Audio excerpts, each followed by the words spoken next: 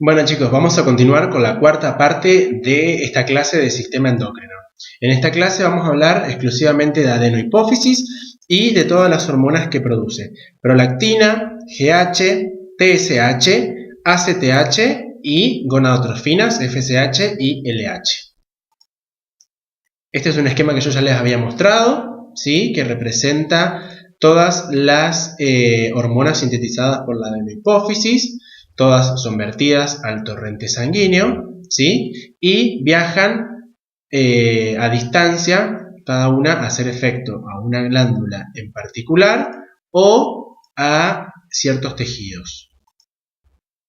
La primera que vamos a hablar es de la prolactina.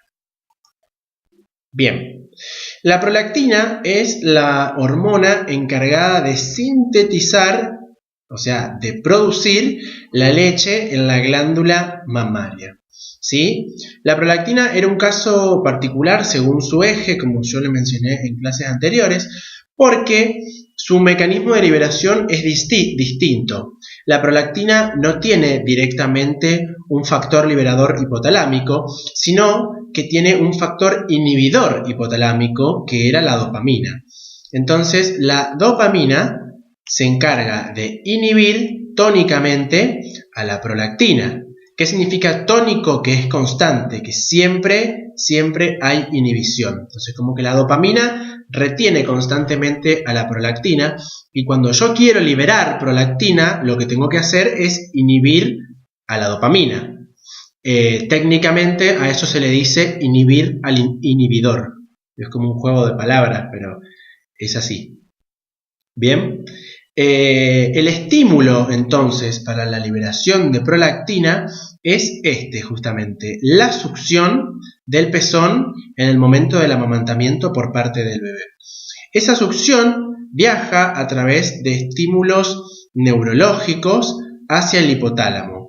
Esos estímulos neurológicos lo que hacen es inhibir directamente a la dopamina, entonces la dopamina suelta a la prolactina y la prolactina es liberada, ¿sí? Y va directamente hacia el tejido glandular mamario, hacia los acinos, para la producción y síntesis de leche materna. Pero fíjense que el mismo estímulo es el encargado de liberar la oxitocina. Entonces, es muy importante acá comprender las funciones de la prolactina y de la oxitocina. Básicamente, la prolactina lo que hace es producir leche, elaborar la leche en la glándula mamaria. En cambio, la oxitocina lo que hace es producir contracciones musculares en unos músculos que están rodeando a los túbulos galactóforos y a los acinos donde se produce leche.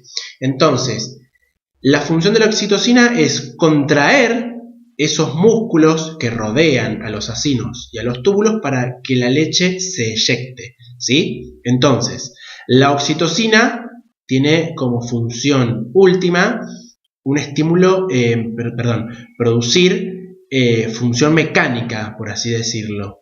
Básicamente contraer músculo y eyectar leche. En cambio, la prolactina es sintetizar leche, producirla, ¿sí? Bien. ¿Cuál es la regulación? Bueno, esto que estamos hablando. Las hormonas hipotalámicas, que en este caso es el neurotransmisor dopamina, que se encarga de inhibir, y el estímulo para que se libere es la succión por parte del bebé, ¿sí?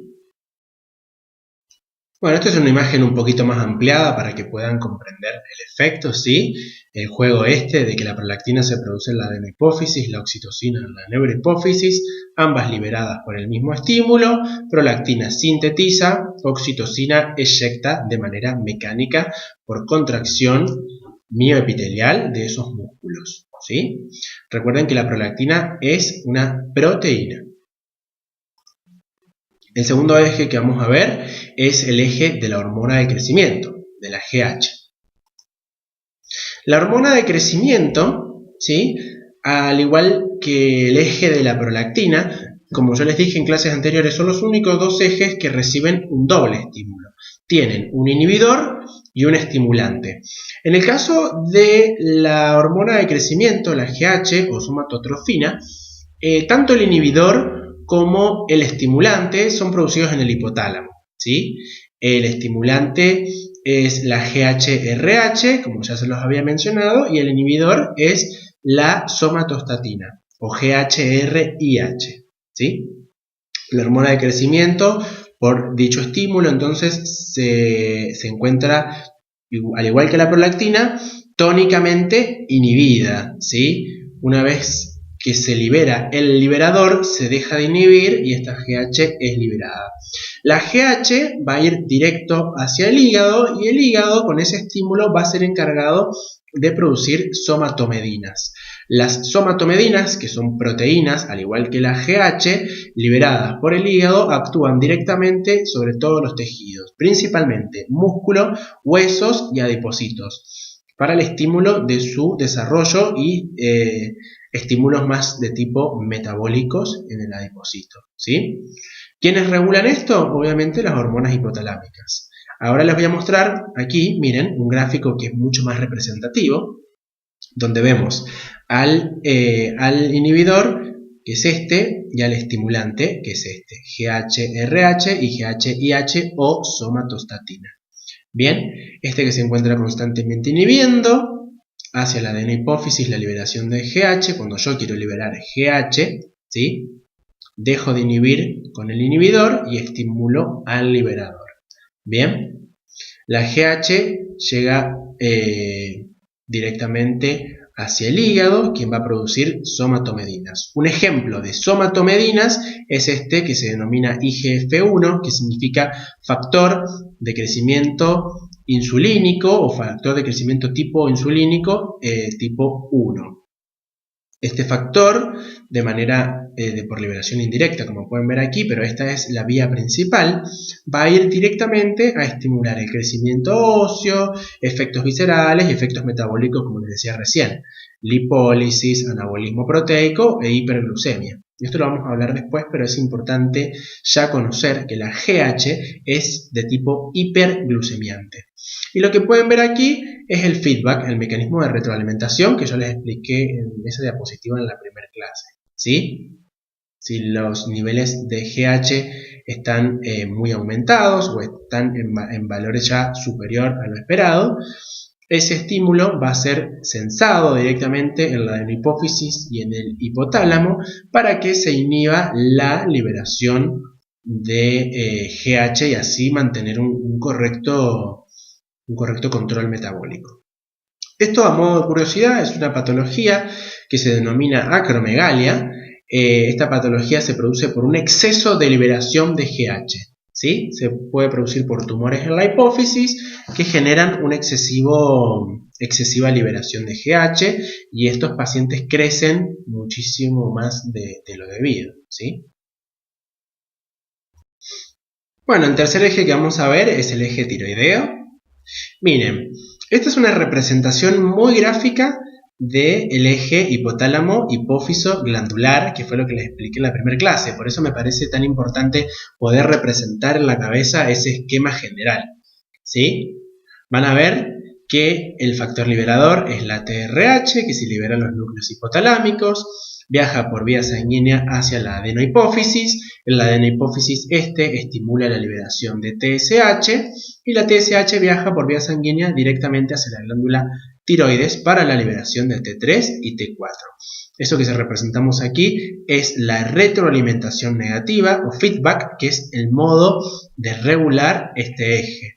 Al igual como se lo expliqué recién, si mi concentración de T3 y T4 está aumentada, se va a generar un feedback negativo en el cual estos valores son censados a nivel central y hipotálamo, hipófisis dicen, che, T3 y T4 en sangre está re alta, no hace falta seguir produciendo, entonces se inhibe la liberación de TSH y de TRH. ¿Bien?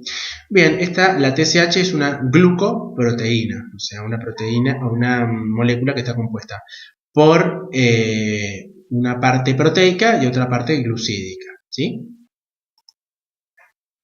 Ahora vamos con el eje de la ACTH. Miren, es muy parecido. Todos los ejes de las hormonas tróficas son bastante parecidos en comparación a los que tienen dos reguladores, o sea, prolactina y GH. Acá lo mismo, a nivel hipotalámico se produce el factor liberador, en este caso CRH, que va a estimular directamente a la hipófisis anterior para que ésta libere ACTH, se libera ACTH que va a viajar vía sanguínea y va a estimular directamente a la glándula suprarrenal para que ésta produzca la liberación de cortisol. El cortisol es el principal corticoide que sintetiza nuestro cuerpo, ¿sí? Al igual que recién, vean el eje, ¿sí? Ante aumentos de cortisol en sangre, que eso se denomina cortisolemia, se produce una inhibición de los factores liberadores a nivel central, ¿sí? Que es lo que dice acá. Esto es feedback o retroalimentación negativa. En este caso, la ACTH es un polipéptido, ¿sí? ¿Qué significa polipéptido? Una proteína más chiquita, o sea, con menos cantidad de aminoácidos. Y por último, vamos a ver el eje hipotálamo-hipófiso-gonadal, ¿sí? Que es muy parecido a los otros dos. Este tema lo vamos a ampliar en la clase de reproductor, así que no se hagan problema. Aquí lo que sucede es que a nivel hipotalámico se va a liberar GNRH, que va a viajar por vasculatura hacia la adenohipófisis, quien al ser estimulada va a liberar LH y FSH. LH es hormona luteinizante y FSH es hormona folículo estimulante. Se le pusieron esos nombres porque se descubrió en organismos femeninos, ¿sí? Y por eso hace referencia a la luteinización y a la foliculogénesis en el ovario de la mujer. Pero los hombres también tenemos estas hormonas, solamente que el efector final va a ser el testículo, en cambio la mujer es el ovario, ¿sí? La FSH y LH son glucoproteínas, al igual que la TSH y al igual que la gonadotrofina coriónica humana, que es una glucoproteína que sintetiza la placenta. Ya lo vamos a ver en la clase de reproducción. El mecanismo de retroalimentación es exactamente igual, ¿sí? Solamente que en ciertas partes del ciclo femenino hay una leve diferencia que también lo vamos a ver en esas clases. Bien, también existe la hormona estimulante de melanocitos. Recuerden que los melanocitos son esas células que tenemos en la piel que dan el color de nuestra piel, de nuestro pelo, de ojos, ¿sí? Esa hormona se sintetiza en la pars media de la hipófisis y se sintetiza en realidad como un bloque de proteína que a medida que nosotros la liberamos se va escindiendo por un mecanismo un poco más complejo. Bueno, bien, hasta acá estudiamos los ejes. Ahora en el video que sigue vamos a estudiar las glándulas en particular. Vamos a aplicar los ejes que acabo de explicar en la función glandular sistémica, ¿sí? Bueno, nos vemos en el video que sigue.